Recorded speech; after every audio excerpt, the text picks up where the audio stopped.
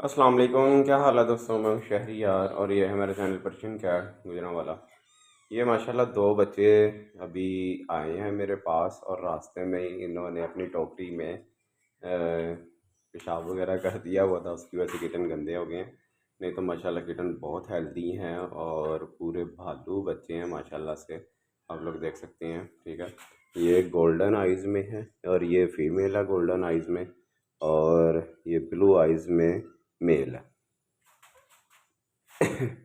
हाँ, तो दोनों ही फीमेल हैं। एक ब्लू आइज़ में फ़ीमेल है और एक गोल्डन आइज़ में फ़ीमेल है। ये भी फ़ीमेल है, वो भी फ़ीमेल है। माशाल्लाह से ये आप लोग देख सकते हैं बच्चे बहुत ही हेल्दी बच्चे हैं। ये देखें माशाल्लाह से, ये अभी आए हैं और ये टोकरी में इन्होंने पेशाब वगैरह कर दिया था, पोटी वगैरह कर दी थी, उसकी वजह से ही गंदे हो गए हैं।